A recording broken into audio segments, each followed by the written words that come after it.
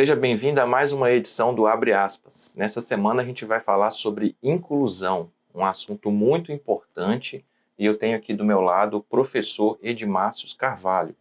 Edmárcio é formado em Direito, Filosofia e Pedagogia, é mestre em Gestão Integrada do Território, da Univale, e agora também fez um doutorado, Edmárcio? Isso, em Ciências Humanas. Ciências Humanas pela Universidade Federal de Santa Catarina. Isso. Seja bem-vindo, é um prazer ter você aqui conosco para tratar desse assunto tão importante que é a inclusão. Obrigado, é um prazer estar aqui nesse programa. Vamos começar, então, explicando do que se trata a inclusão. Quando a gente fala em inclusão, a gente imagina logo deficiente, mas não é só isso, né? Isso, não é só isso. É óbvio que, assim, historicamente, a luta por inclusão vem principalmente de movimentos de pessoas com deficiência. Mas hoje, a gente entende que a sociedade ela é plural, ela é diversa. E aí, dentro dessa diversidade, esses grupos identitários também lutam pelo reconhecimento na sociedade. Então, eles apresentam pautas específicas para serem incluídos.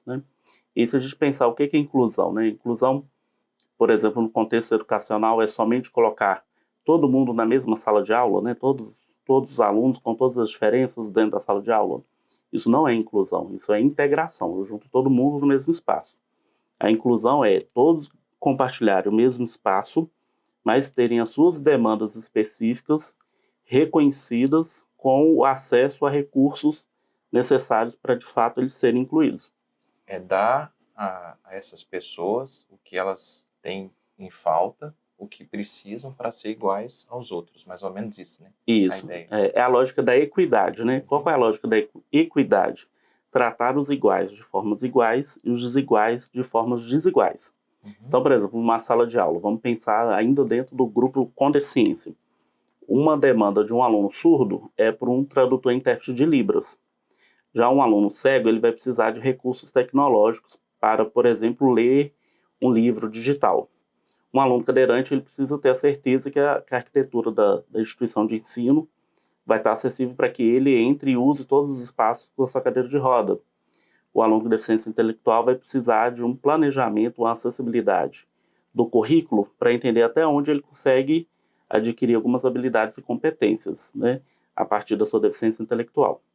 Então, é tratar os iguais de formas iguais e os desiguais de formas desiguais na medida da desigualdade, porque essa desigualdade não é um preconceito negativo, vamos dizer assim. Na verdade, você reconhece a diferença para você poder atender a demanda a partir daquela diferença. Seria uma discriminação positiva. Alguns autores vão falar assim: quando eu reconheço que o sujeito precisa de um recurso específico porque ele tem uma necessidade específica. Reconhecer isso é discriminar, ou seja, ele de fato ele precisa de um recurso especial. Mas é positivo porque ele precisa e isso vai ser garantido para ele. E como que a Univale tem feito isso? A Univale, ela preza pela inclusão, dentro da visão da instituição, está em ser uma universidade inovadora, comunitária e inclusiva. Então, isso é um princípio da universidade. E aí, a partir disso, a gente tem uma política institucional de inclusão e acessibilidade, em que ela prevê quais são os tipos de serviços, programas e ações que a universidade tem para a sua comunidade acadêmica para garantir a inclusão de todos aqueles que precisam de alguma forma de algum atendimento especializado.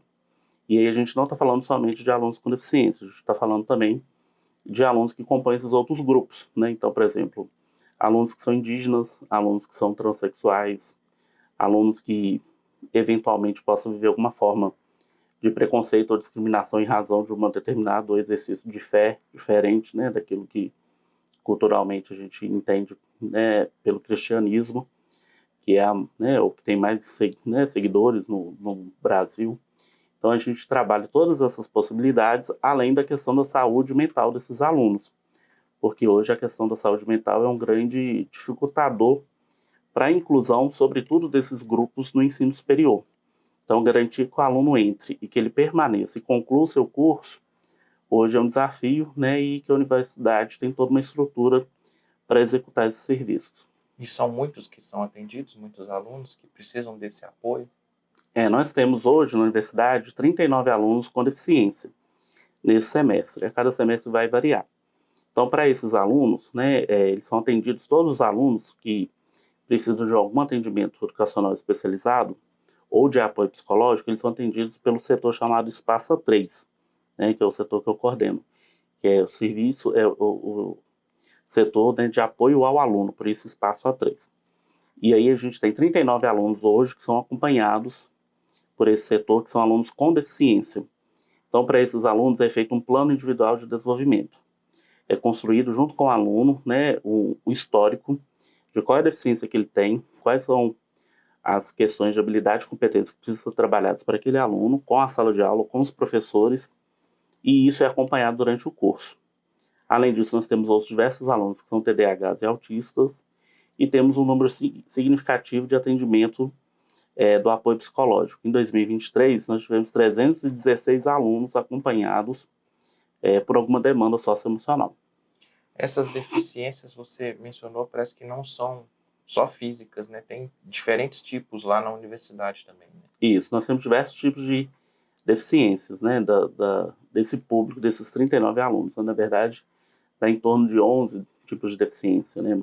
Muitas são associadas, né, mental com físico, né, algumas são específicas, algumas síndromes, alguns transtornos específicos que são atendidos, né? E nós temos esses alunos, eles são acompanhados durante o curso inteiro, né? Assim que ele matricula, ele é encaminhado para esse setor.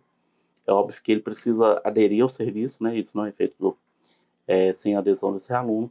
E ele é acompanhado nas práticas de ensino, pesquisa e extensão e no campo de estágio. E mais atualmente a gente tem feito algumas ações com esses alunos depois que eles formam dentro da política de egresso da universidade, entendendo que esse aluno, quando ele é acompanhado durante a formação, quando ele vira um egresso, o mercado de trabalho, principalmente as empresas onde ele estagiou, a princípio vão aderir esse aluno no seu grupo de colaboradores.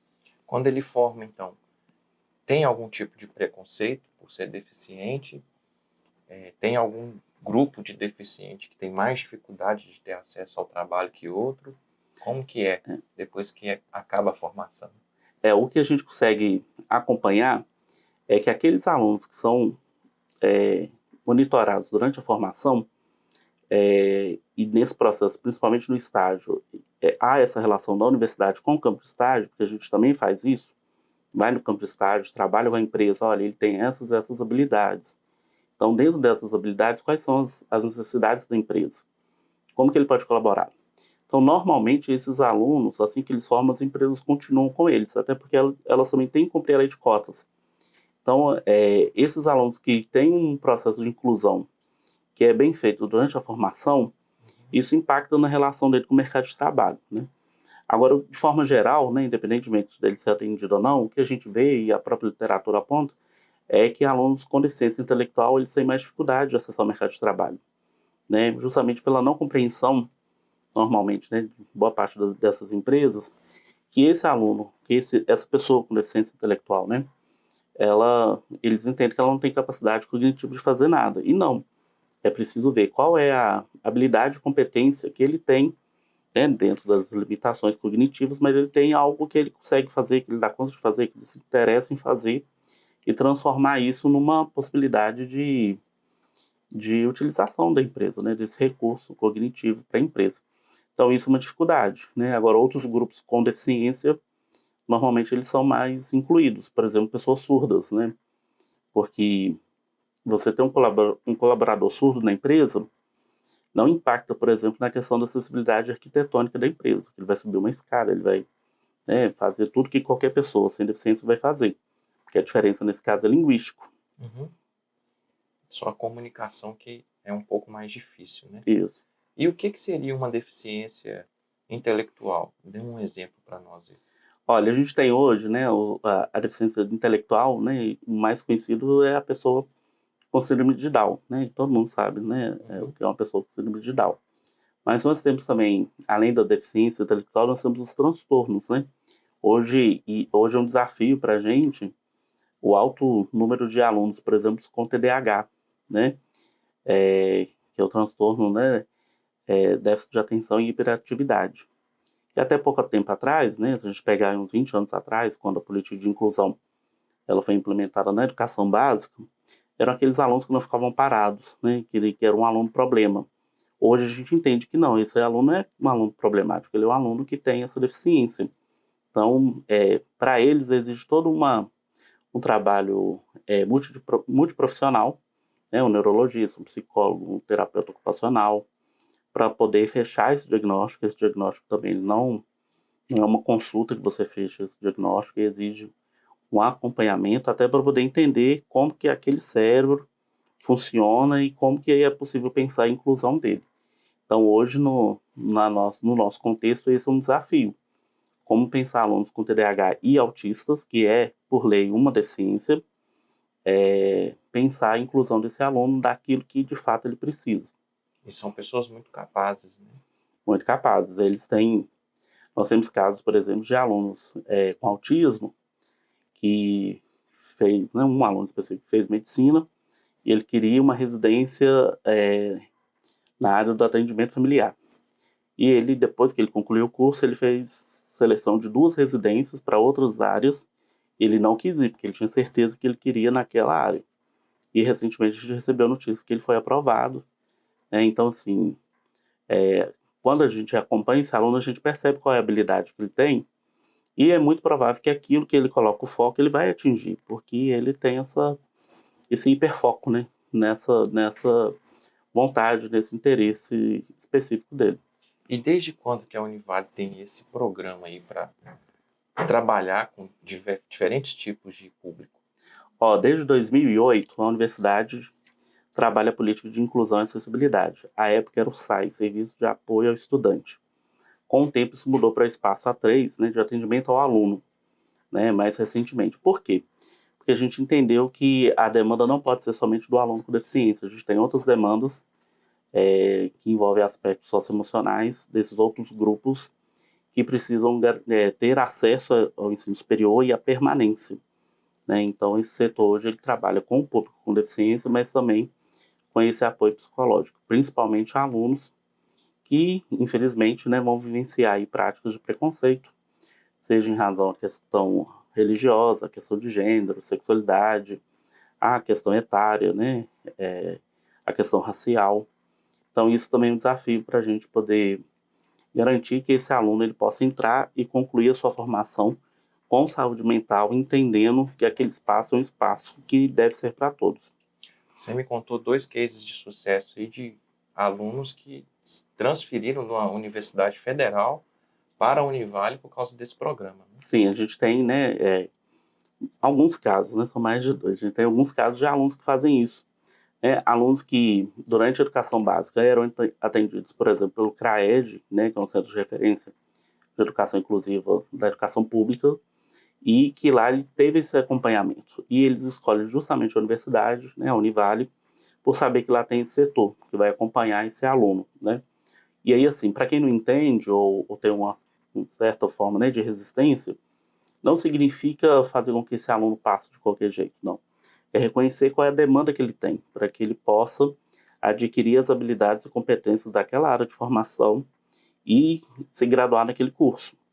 Todo e qualquer aluno, independentemente de ter deficiência ou não, ele tem que adquirir essas habilidades e competências que estão previstas nas formativas dos cursos. Com o aluno com deficiência, a gente vai trabalhar como adequar a formação para que ele, dentro da sua situação, né, da sua condição, ele possa adquirir aquela habilidade e competência. Isso não significa que ele necessariamente vai ter uma aprovação automática. Ele tem que ter frequência, ele tem que ter nota, ele tem que conseguir, assim como qualquer aluno, mas para isso ele precisa ter essas adaptações, essas adequações que são metodológicas, né, atitudinais, né, dessa relação do professor com o aluno. Então isso é acompanhado. E aí, a partir disso, se ele teve frequência, ele teve nota, ele está aprovado.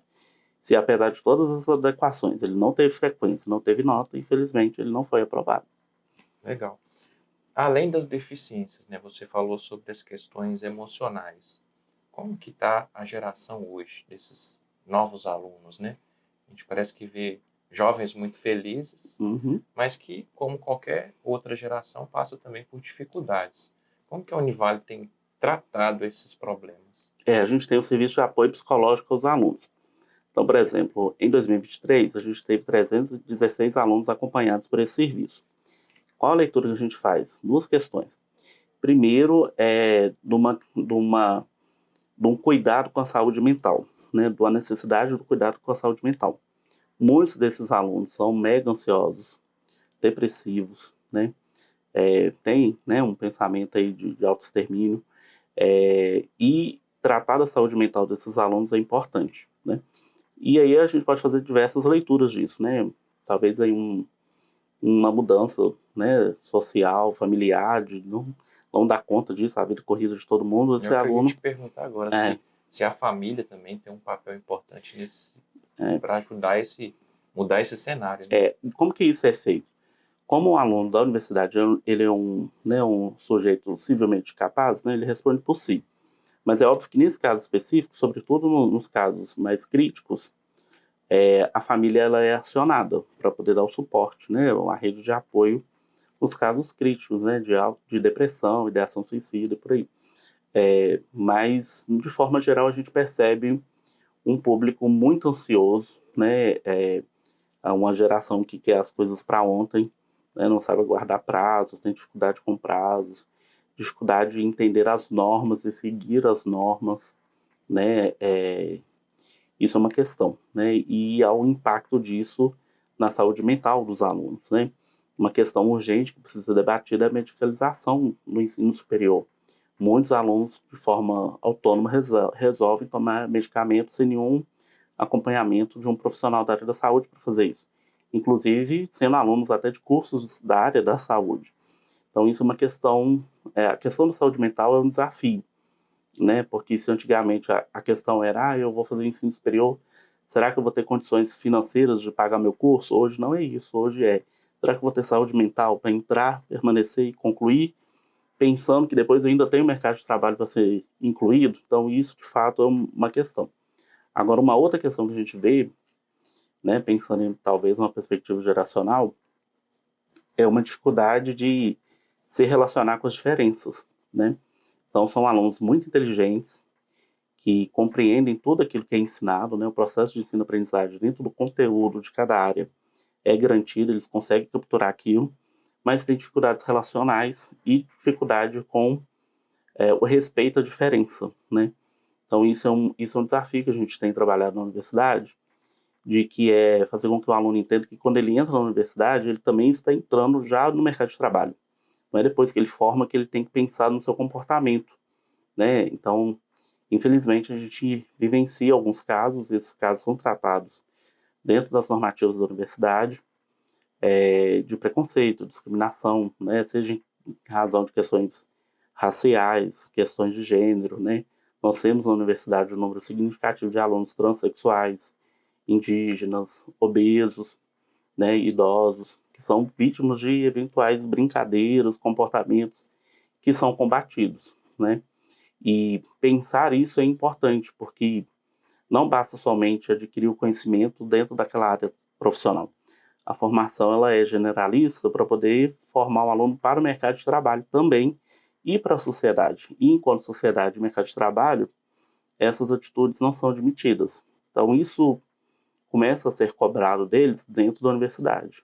Então a gente tem também essa dificuldade de perceber que muitos alunos ainda não entenderam que estão no ensino superior e que alguns comportamentos eles podem responder por isso. E isso é um desafio a ser trabalhado com os alunos para que eles entendam que a diversidade faz parte do mundo, né, do seu mundo no momento da formação, mas também do mundo do mercado de trabalho. Ele vai encontrar diversidade lá. Ele vai ter uma equipe em que ele vai trabalhar com um público totalmente plural. Como que ele vai lidar com essa diferença? Né? Então, isso é um desafio que a gente trabalha já na graduação. Verdade. Tem até um autor, acho que é Philippe Kotler, não sei a pronúncia correta, ele escreveu um livro sobre Marketing 4.0. E ele fala nesse livro que as empresas hoje elas não estão mais interessadas só em publicidade, mas no contexto geral que a sociedade está pensando e a empresa como que ela está inserida ali. Então, pensando dessa forma, seria um desafio para um aluno ser contratado por uma empresa se ele demonstra características que a empresa não quer nem estar perto, né? E isso é muito grave, assim, porque antigamente, quem trabalha com qualquer público, né, que certa forma, está vulnerável, socialmente falando. Antigamente, a gente se pensava na lógica da integração, que é isso, que juntar todo mundo no mesmo espaço, estava resolvido, e na lógica da tolerância. Então, o ideal era você precisa tolerar aquilo que você não gosta, aquilo que você não concorda, e sempre está em você decidindo as coisas. Ah, não, eu sou tão bom que eu vou tolerar aquele que eu não gosto. Hoje a lógica é o contrário, né? Qual que é a lógica hoje? Eu preciso aprender a respeitar a existência do outro, ainda que ela seja totalmente distinta da minha. E isso não é só tolerar. A tolerância é um ato de bondade de quem se vê superior ao outro. O respeito não, todo mundo se vê da mesma forma. Eu tenho as minhas crenças, minha identidade de gênero, sexualidade, religião, enfim, né, tudo aquilo que constitui a vida humana, e você tem as suas. E o respeito é justamente a gente conseguir fazer a troca, né? Então não é somente um ato de tolerância, eu te aceito, mas você também não me fale muito da sua vida, não. Hoje a lógica do respeito, né, de cada um poder ser o que se é, né, na vida pessoal, na vida profissional, e ter o respeito para isso. E as empresas, né, e as instituições de ensino da mesma forma, trabalham nessa lógica, porque se o sujeito ele não tem espaço para ser o que ele é, o que acontece? A saúde mental dele fica prejudicada. Então a gente também vê esse cenário. E quando ele se vê quem ele é, entende quem ele é e quer ser respeitado dessa forma, e não somente tolerado, as empresas entendem isso, porque a partir do momento que o colaborador ele é respeitado da forma como ele é, ele vive, ele acredita, enfim, o que for, ele é um profissional que vai dar resultado para a empresa. Então, ter um colaborador que desrespeita a existência do outro é prejudicial para essa empresa, né? Não somente numa lógica financeira, né, daquilo que a empresa tem que produzir, né, mas na lógica de cultura institucional, né? Então, quando se tem uma pluralidade, até novas ideias vão surgir que talvez todo mundo igual, pensando igual, isso não vai surgir. Então, todo mundo ganha nessa lógica da inclusão e da diversidade. Por isso que é um princípio da universidade. A gente entende que isso não é somente cumprimento de legislação. Não, o respeito à diversidade, né, a pautar a diversidade e a inclusão é garantir que esse aluno vai se formar entendendo que ele precisa entender o mundo de hoje, que não tem espaço mais para preconceito, discriminação e tolerância. A lógica ela tem que ser pelo respeito. Pensando nisso, o que você projeta de futuro, trabalhando com essa inclusão na Univale, o que você projeta de futuro para o nosso território aqui, né? Essa é uma questão muito importante, né? Entender a perspectiva da inclusão é entender como que isso se materializa num dado território, né? A gente pensando quanto gestão, né, de território. Pensar que esses alunos vão ser formados nessa lógica da inclusão significa que eles vão chegar para o mercado de trabalho e muitos ficam na região, né, nas suas áreas, mas na região que há uma mudança de cultura também, né? Então, se a gente pega aí dados, por exemplo, da violência, quais são os dados de violência do município? Boa parte dos que são mortos são jovens negros. Então, tem uma questão racial muito forte. O alto índice de feminicídio, né, na região. Então, se esses profissionais, né, que vão para o mercado de trabalho entendem que, além da formação específica naquela área, ele tem que ter um comprometimento com respeito com a diferença, né, isso vai ter um impacto. Né? É óbvio que isso é a médio e longo prazo, e a gente já tem visto isso. Porque esse profissional chega para o mercado de trabalho e modifica, de certa forma, a cultura daquela empresa e, de certa forma, do local. Então, eu penso que é um posicionamento, né, institucional e que traz sim, impactos para a universidade. Né? Na cidade de Valadares, em todas as empresas tem pelo menos uma pessoa que formou na Univale. Isso é um fato. Né? Então, é uma universidade comunitária que atende às demandas da sociedade e que, ao se posicionar assim, na formação dos alunos, espera-se que isso se reflita também, né, na realidade local.